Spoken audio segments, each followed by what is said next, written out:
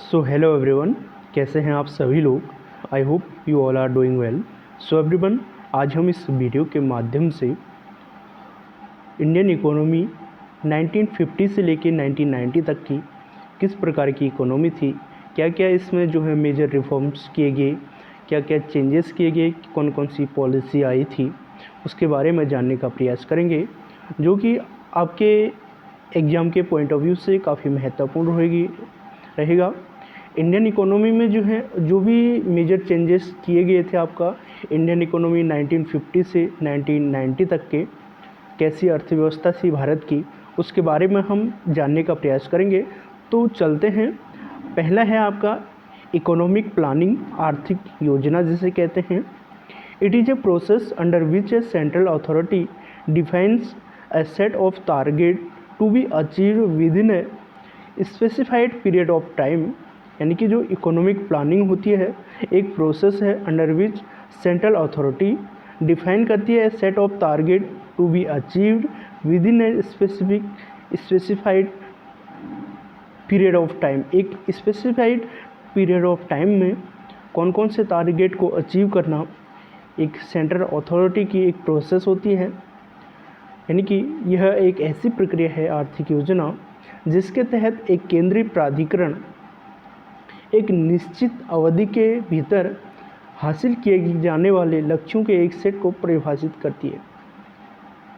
Capitalism में it is an economic system in which major economic decision like. पूंजीवादी यह एक ऐसी आर्थिक व्यवस्था है जिसमें प्रमुख आर्थिक निर्णयों को पसंद किया जाता है। Which good and services are to be produced, किन वस्तुओं और सेवाओं का उत्पादन किया जाना है। What goods and services are to be produced, how goods and services are to be distributed are left to the free play of the market forces और the forces of supply and demand. वस्तुओं और सेवाओं को कैसे वितरित किया जाना है, यह बाजार की ताकतों और आपूर्ति और मांग की शक्तियों के मुक्त खेल पर छोड़ दिया जाता है। एंड नेक्स्ट है socialism. It is an economic system in which major economic decision are taken by the government keeping in view the collective interest of the society as a whole.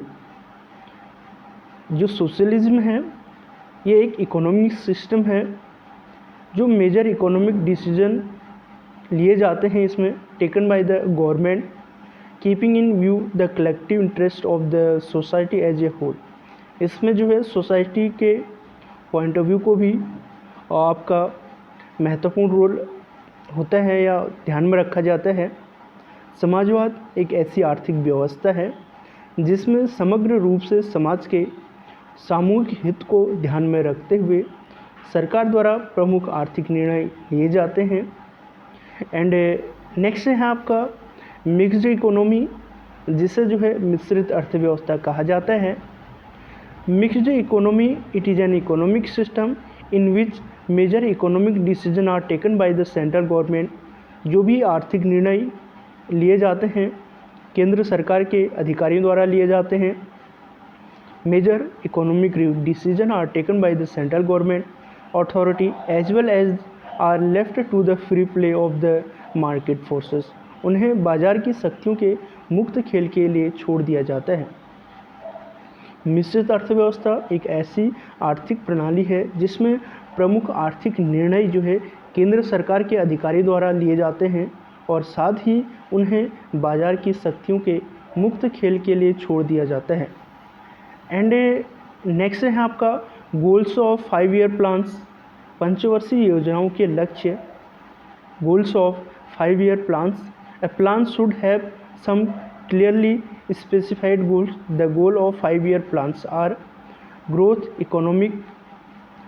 growth implies a consistent increase in GDP or a consistent increase in the level of output or a consistent increase in the flow of goods and services in the economy over a long period of time।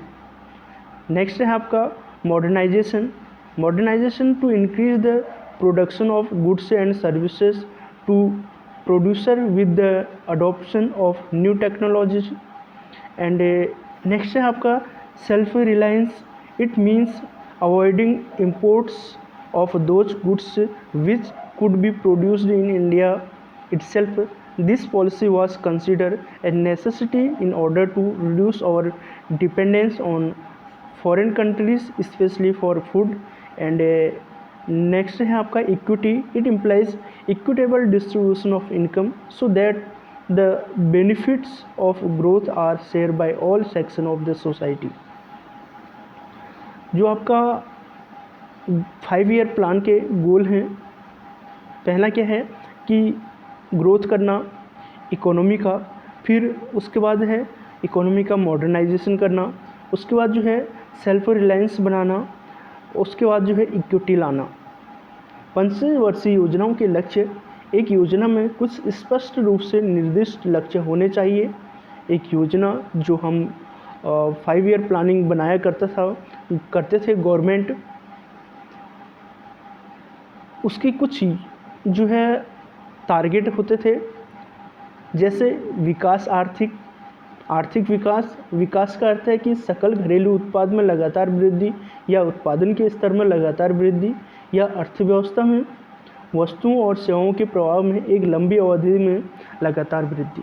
यानी कि विकास या तो हमारी जो GDP है वो continue grow करना चाहिए, या जो प्रोडक्शन लेवल है वो कंटिन्यू ग्रो करना चाहिए, और अर्थव्यवस्था में यानी इकोनॉमी के अंतर्गत जो भी गुड्स एंड सर्विसेज होते हैं उनका फ्लो एक लंबी अवधि में लगातार वृद्धि होना चाहिए उनके रूप से. आधुनिकीकरण. नई तकनीकी को अपनाने के साथ उत्पादकों को वस्तुओं और सेवाओं के उत्पादन में वृद्धि करना. उसके बाद जो है आत्मनिर्भरता. इसका अर्थ है कि उन वस्तुओं के आयात से बचना जिनका उत्पादन भारत में ही हो सकता है. आत्मनिर्भरता सेल्फ रिलायंस का मतलब होता है कि उन वस्तुओं के आयात से बचना जिनका जो उत्पादन है वो भारत में ही हो सकता है. विशेषकर भोजन के लिए विदेशों पर हमारी निर्भरता को कम करने के लिए इस नीति को एक आवश्यकता माना गया है. सेल्फ रिलायंस का मतलब होता है कि उन वस्तुओं के जो आयात हो रहे हैं उनके उत्पादन भारत में ही हो सकता है. विशेषकर भोजन के लिए विदेशों पर हमारी निर्भरता को कम करना, इस नीति को एक आवश्यकता माना गया है सेल्फ रिलायंस को. और इक्विटी न्यायसम्यता. इसका तात्पर्य आय के समान वितरण से है. इक्विटी का मतलब होता है it implies equitable distribution of income so that the benefits of growth are shared by all section of the society. कि आय के समान वितरण से है ताकि विकास का लाभ समाज के सभी वर्गों द्वारा समझा जा सके. एंड नेक्स्ट है आपका इंडियन एग्रीकल्चर, भारतीय कृषि. India ranking second worldwide in farm output. यानी कि कृषि उत्पादन में, फार्म आउटपुट में जो है इंडिया का जो रैंक है वो सेकंड है in world wide. Agriculture and allied sector like forestry, logging and fishing accounted for 16 to 17% of the GDP. यानी कि कृषि और संबंधित क्षेत्रों जैसे वानिकी, लॉगिंग और मछली पकड़ने का सकल घरेलू उत्पाद का 16 to 17% हिस्सा है. And the sector employed 44 to 45% of its total workforce. यानी कि जो agriculture sector and allied activities है इसका जीडीपी में जो कंट्रीब्यूशन है वो है आपका 16 to 17% है, 16 से लेकर 17% के बीच में. एंड जो वर्कफोर्स इसमें इंगेज्ड है इंडियन एग्रीकल्चर में, इंडिया के वर्कफोर्स हैं 44 से लेकर 45% ऑफ इट्स टोटल वर्कफोर्स. उसके बाद crop yield per unit area of all crop has growth since 1950. फसल उपज प्रति इकाई सभी फसलों का क्षेत्रफल 1950 से बढ़ा है. Crop yield per unit area of all crop has grown since 1950 due to the special emphasis placed on agriculture in the 5-year plan and a steady improvement in irrigation technology application the green revolution in India. पंचवर्षीय योजनाओं में कृषि पर विशेष जोर देने और सिंचाई प्रौद्योगिकी अनुप्रयोग में लगातार सुधार के कारण भारत में हरित क्रांति हुई। Due to the special emphasis placed on agriculture in the 5-year plan and a steady improvement in irrigation technology application, the Green Revolution in India. However, international comparisons reveal the average yield in India is generally 30% to 50% of the highest average yield in the world. International comparison में reveal करता है the average yield in India is generally 30 to 50% of the highest average yield in the world. The state of Uttar Pradesh, Punjab, Haryana, Madhya Pradesh, Andhra Pradesh, Telangana, Bihar, West Bengal, Gujarat and Maharashtra are key contribution to Indian agriculture. यानी कि आपका जो Indian agriculture है इसमें contribution है आपका, जैसे उत्तर प्रदेश का हो गया, पंजाब का हो गया, हरियाणा का हो गया, मध्य प्रदेश का हो गया, आंध्र प्रदेश का हो गया, तेलंगाना, बिहार, वेस्ट बंगाल, गुजरात और महाराष्ट्र, इनका एग्रीकल्चर सेक्टर में कंट्रीब्यूशन है। India is the largest producer of milk, jute and pulses, यानी कि इंडिया वर्ल्ड में जो है लार्जेस्ट प्रोड्यूसर है आपका मिल्क का, जूट का and pulses, and has the world second largest cattle population within 170 million animals. उसके बाद फिशिंग की अगर बात करें, fishing is a major sector within the economy of India, contributing 1.07% of its total GDP in 2022। Fishing में fishing का जो contribution है GDP में वो कितना है आपका 1.07% of its total GDP। The fishing sector in India supports the livelihood of over 28 million people in the country, especially within the marginalized and vulnerable communities। Bharat में जो मछली पकड़ने का क्षेत्र है देश में 28 मिलियन से अधिक लोगों की आजीविका का समर्थन करते हैं, विशेष रूप से सीमांत और कमज़ोर समुदायों के भीतर। India is the third largest fish producing country in the world, accounting for 7.96% of the global production. Bharat दुनिया का तीसरा सबसे बड़ा मछली उत्पादक देश है जिसका वैश्विक उत्पादन में 7.96% हिस्सा है। India is the third largest fish producing country in the world, accounting for 7.96% of the global production. And अगला है आपका green revolution in India, Bharat में हरित क्रांति। Green revolution in India was introduced in 1966। MS Swaminathan is known as the father of green revolution in India. आपका जो भारत में हरित क्रांति की शुरुआत हुई थी 1966 में हुई थी। MS स्वामीनाथन को भारत में हरित क्रांति का जनक कहा जाता है। MS Swaminathan is known as the father of Green Revolution in India.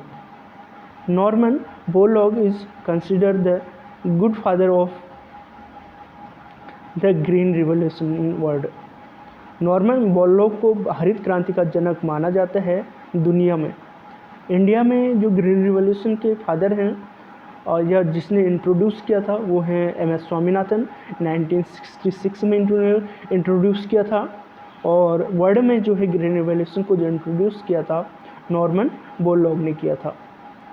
With in India this started in the earlier 1960s and lead to an increase in food grain production, especially in Punjab, Haryana and Uttar Pradesh during the earlier phase।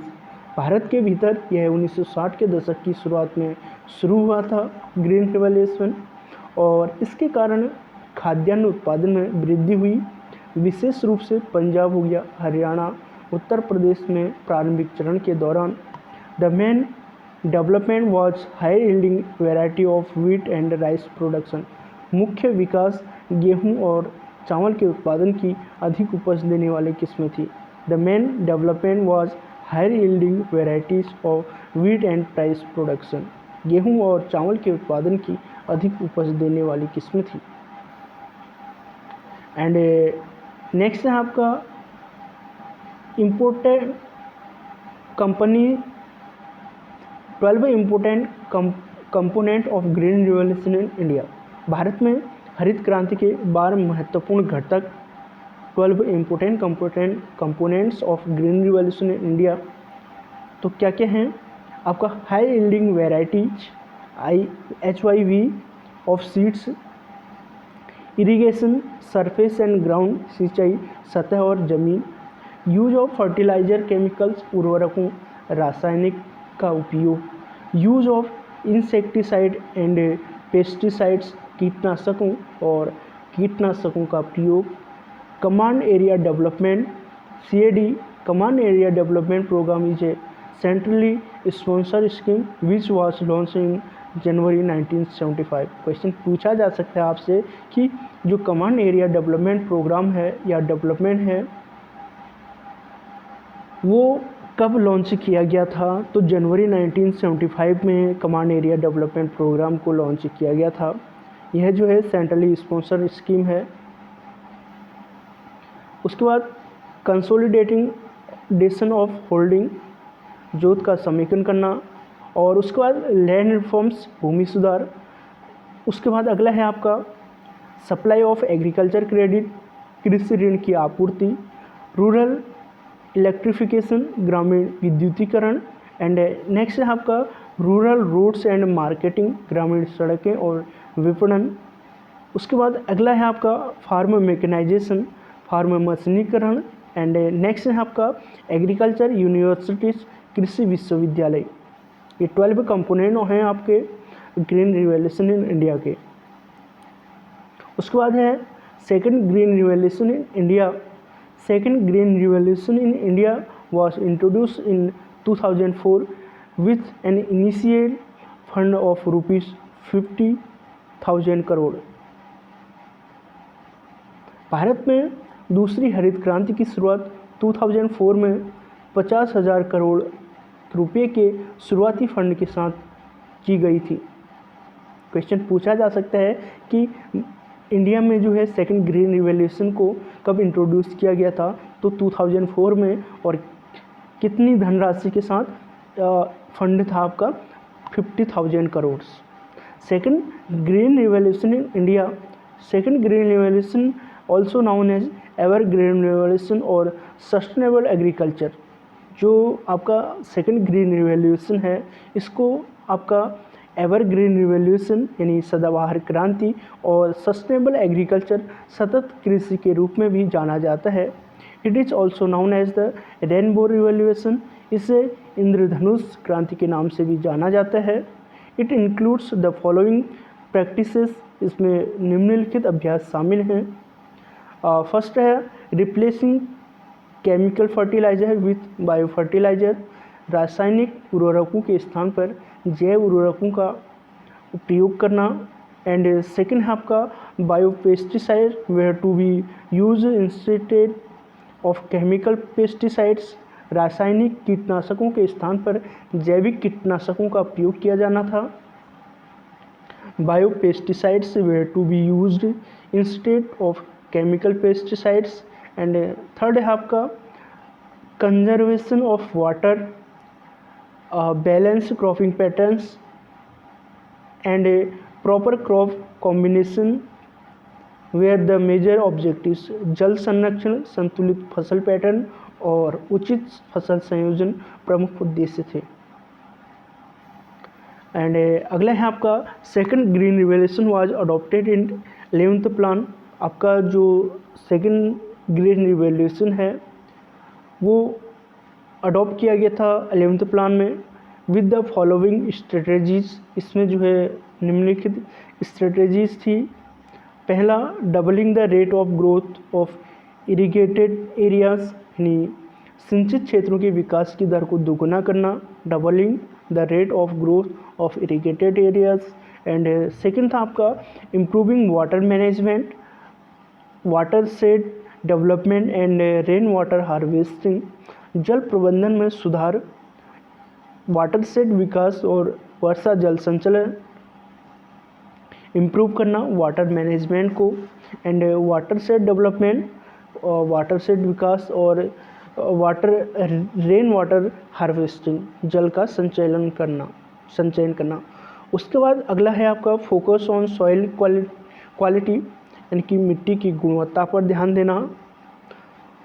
Promoting animal husbandry and fisheries, पशुपालन और मत्स्य पालन को बढ़ावा देना।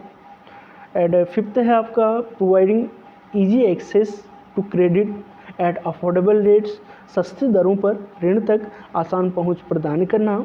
And six है आपका focus on land reforms issues, भूमि सुधार के मुद्दों पर ध्यान देना।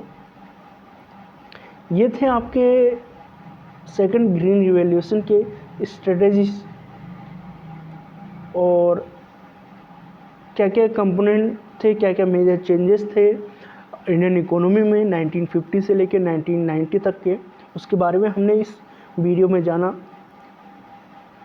बने रहिए हमारे साथ और वीडियो का कंटेंट आपके लिए जो है यूज़फुल रहता है तो वीडियो को लाइक कीजिए, शेयर कीजिए। धन्यवाद। चैनल को सब्सक्राइब कीजिए। Thank you.